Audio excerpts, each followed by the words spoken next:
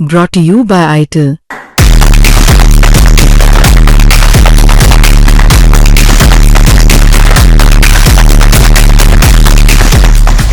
Screen पर आपको ये जो महिला नजर आ रही है मुंह छिपाकर लिफ्ट से बाहर निकल रही है और इसके साथ एक शख्स भी है और ये लोग जाकर रिसेप्शन पर बैठ जा रहे हैं। ये एक होटल का रिसेप्शन है और इस महिला को इसके पति ने रंगे हाथों पकड़ा है उसके बॉयफ्रेंड के साथ होटल में।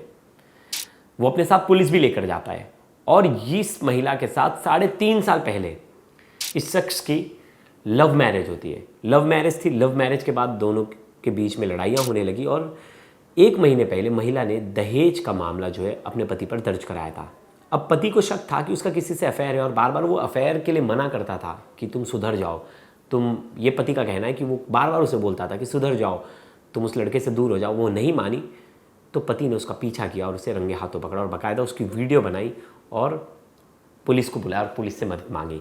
लेकिन भारत में एडल्ट्री तो क्राइम नहीं है, मतलब अगर कोई भी किसी के साथ अफेयर रख रहा है तो वो एक तरह से क्राइम नहीं है। लेकिन हाँ, वो डिवोर्स के केस में एक वो बन सकता है, सब्स्टिट्यूट बन सकता है। आपके पक्ष में एक तरह से गाम आएगा गवाह के तौर पर कि गलती किसकी है, किसकी वजह से डिवोर्स हो रहा है और उसी के आधार पर कोर्ट जो है आगे का निर्णय लेता है।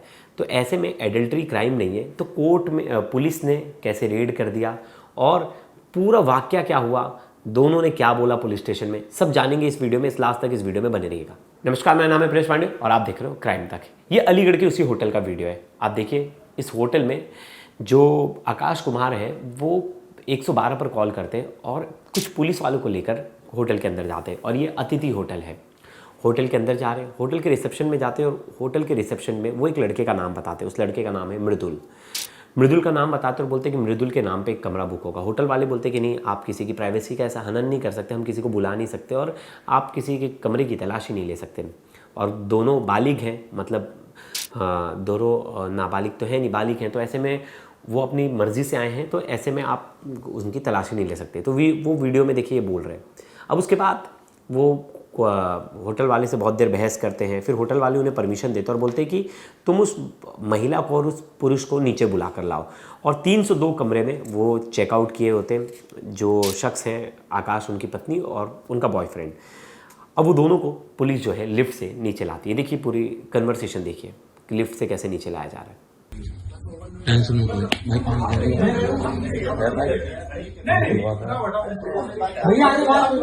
विकास आ जा, इतना ही बहुत है विकास। नहीं ऊपर मैं तो कह रहा हूँ ऐसा है प्रोसीजर। मैं भी यही कह रहा हूँ, उनको बुलवा रहे रूम में है, दोनों को बुला रहे हैं। यहाँ से जो है बैठ कर डिस्कस तुम्हारे सामने भी है।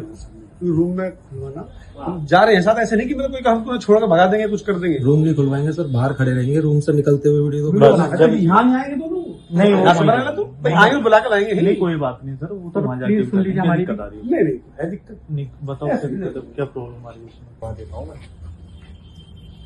बुलवाओ मत भाई सर, कमरा नंबर बताओ। बुलवाओ मत। ऐसे अलाउड नहीं है। नहीं रुक जाओ, तो पुलिस को लेकर हम ऐसे मत, फोन मत करो आप। कमरा खुलवा रहे हैं सर, नंबर ऑन कर ले कैमरा। एक का बंद करवाएंगे, दूसरा का चालू रहेगा। कैमरा ऑन कर ले, 0 हो गया, खुलने वाली है लिफ्ट। उधर आगे उधर बैठ लो, उधर बैठ लो।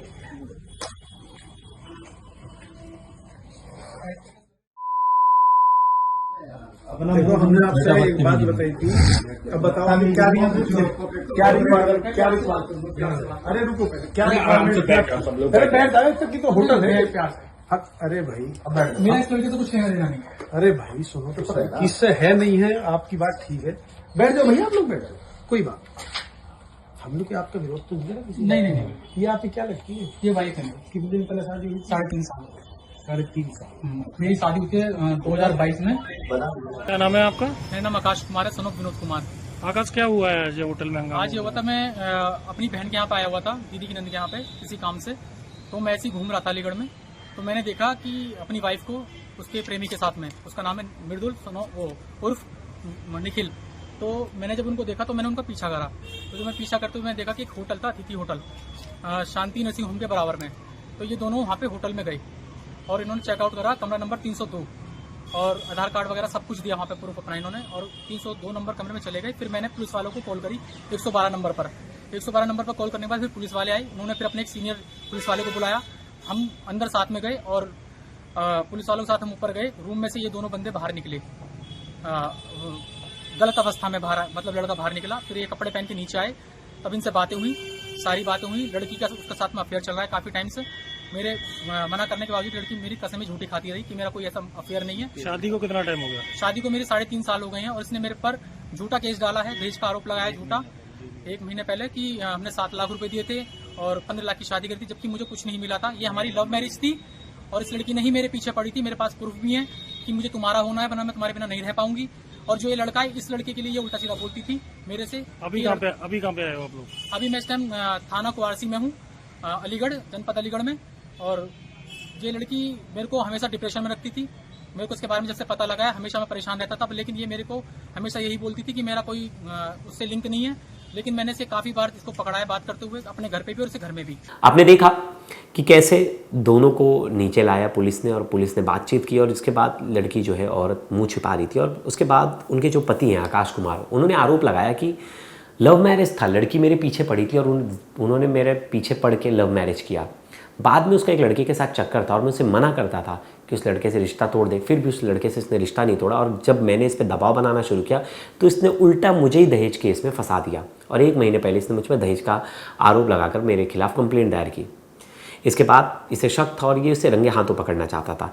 ऐसे में इसने 112 पर फ़ोन किया और इसकी पत्नी दिख गई थी, एक अपने बॉयफ्रेंड के साथ जा रही थी, तो इसने 112 पर फ़ोन किया। अब लेकिन एडल्ट्री तो क्राइम नहीं है भारत में, तो पुलिस ने मदद क्यों की? पुलिस क्यों चली गई रेड करने? तो अक्सर ऐसा होता है ऐसे केस में, जो पति होते हैं वो सबूत इकट्ठा करने के लिए वो कहते हैं, और जो भी पति या पत्नी दोनों, वो सबूत इकट्ठा करने के लिए वो कहते हैं कि मेरी पत्नी को, मेरे पति को ज़बरदस्ती ब्लैकमेल करके एक शख्स जो है वो होटल में लेकर गया है, वो उसके बंधक में है, वो किडनैप है, और उसे आप नीचे बुलाकर पूछिए। अब ऐसे में पुलिस हमेशा पति की सुनती है। अगर कोई ऐसा बोल रहा है कि कोई किडनैप केस करके ब्लैकमेल करके लेके जा रहा है तो पुलिस जाएगी, और बाकायदा इस केस में भी ऐसे हुआ, पुलिस उनके साथ चली गई। पुलिस महिला को और उस आदमी को नीचे बुलाते और फिर पुलिस महिला का बयान लेती कि आप अपनी मर्जी से आए हो या आपको ज़ोर ज़बरदस्ती से इस होटल में लाया गया है। तो महिला बोल देती है अगर कि नहीं, ज़ोर ज़बरदस्ती से नहीं, अपनी मर्जी से लाई हूँ, तो एक तरह से वो रिकॉर्ड मेंटेन हो जाता है। और वो रिकॉर्ड कहाँ काम आता है? वो रिकॉर्ड कोर्ट में काम आता है। तो अक्सर एडल्ट्री जो है वो क्राइम नहीं है, मतलब कोई भी किसी के पति पत्नी के साथ अफेयर रख रहे हैं तो भारत में वो क्राइम नहीं है। वो कुछ मतलब बहुत साल पहले सुप्रीम कोर्ट ने उस कानून को निरस्त कर दिया था, एडल्ट्री का जो क्राइम था, और उसी को लेकर सुप्रीम कोर्ट ने जो आईपीसी के सेक्शन थे 497, उस सेक्शन को भी हटा दिया था। अब ये जो है महिला जो है वो बाद में बोलती है कि मैं अपनी मर्जी से आई थी, और बाद में मतलब जो पुलिस में दिया जाता है तो किसी को आप अरेस्ट नहीं कर सकते, कुछ नहीं कर सकते, तो पुलिस जो है दोनों पार्टी को सामने बिठाती है और बोलती है आप कोर्ट जाइए, हम इसमें आपकी कोई मदद नहीं कर सकते, और पुलिस जो है उन्हें छोड़ देती है। और इसके बाद जो है वो अब कानूनी प्रक्रिया शुरू होगी। अगर वो लड़का डिवोर्स के लिए फाइल करेगा तो डिवोर्स का केस चलेगा। ऐसे में उस लड़के का आरोप क्या है आकाश का, वो एक बार सुनते हैं। आकाश सीधे तौर पर आरोप लगा रहा है कि वो कह रहा है कि मेरी पत्नी जो है बहुत सालों से उसका एक शख्स के साथ अफेयर था, इसने मुझे अपने प्यार में फंसाया, लव मैरिज थी हमारी, लव मैरिज करने के 3.5 साल बाद भी उस शख्स के साथ इसका चक्कर चल रहा था, वो आए दिन इसके साथ होटल जाती थी, और अब मैंने इसे रंगे हाथों पकड़ा और अब मैं इसके साथ नहीं रहना चाहता। और ये मुझे झूठे दहेज के मामले में फंसा रही थी। जब मैंने इसे बोला कि तू डिवोर्स ले ले तो ये बोल रही थी तुझे छोड़ूंगी भी नहीं और तेरे पर डिवोर्स का दहेज का केस भी लगाऊंगी। तो ऐसे बहुत सारे मामले हैं, इसीलिए दहेज का मामला बड़ा सीरियस है। आजकल छोटी मोटी लड़ाइयाँ, बहुत सारे हमने ऐसे केस देखे जिसमें दहेज, मतलब लव मैरिज में भी दहेज आ जाता है 3 साल बाद, 4 साल बाद, 5 साल बाद, शादी के 5 साल बाद दहेज का केस आ जा रहा है कि दहेज का मामला था। तो बहुत सारे ऐसे फेक केसेस भी बनाए जा रहे हैं, और जो सच है, क्योंकि उस पर कोई गौर नहीं करता और उस पर कोई बात नहीं करता, क्योंकि आदमियों के लिए कोई कानून तो है नहीं देश में, वो अपने न्याय के लिए कहाँ लड़ाई लड़े। पता चला लव मैरिज भी, लव मैरिज के, इससे अच्छा एक नियम बनाना चाहिए कि भाई शादी से पहले कॉन्ट्रैक्ट हो जाए कि हमने तुमसे ना कोई दहेज लिया, ना हमसे कोई तुमसे दहेज मांग रहे। लेकिन उसमें ये भी है, पता चला स्टार्टिंग में तो कॉन्ट्रैक्ट कर दिया, शादी के कुछ साल बाद बोला जाएगा कि नहीं वो कॉन्ट्रैक्ट तोड़ रहे और ये अब मुझसे शादी के 4 साल बाद दहेज मांग रहे हैं। तो ऐसे मामलों में सरकार को भी देखना चाहिए, कोर्ट को भी देखना चाहिए कि ऐसे जो झूठे आरोप लगाएं या झूठे आरोप में कोई किसी को फंसा रहा है तो उसके लिए भी कड़ी सज़ा होनी चाहिए। जिस तरह कई हमने केसेस देखे, रेप के भी कई फर्जी मुकदमे सामने आए, और इस तरह के कई मुकदमे आसपास में हमने देखे। कोई अगर किसी का आप भांडा फोड़ रहे हो, आप किसी के बारे में सच्चाई दिखा रहे हो, तो आपको ऐसे झूठे मुकदमे में फंसा देगा। और यही ये आकाश की कहानी थी, और आकाश की कहानी बहुत सारे लोगों से जुड़ी हुई है। तो दोस्तों, इस वीडियो पे आपकी क्या राय है ज़रूर बताइएगा। तब तक के लिए धन्यवाद।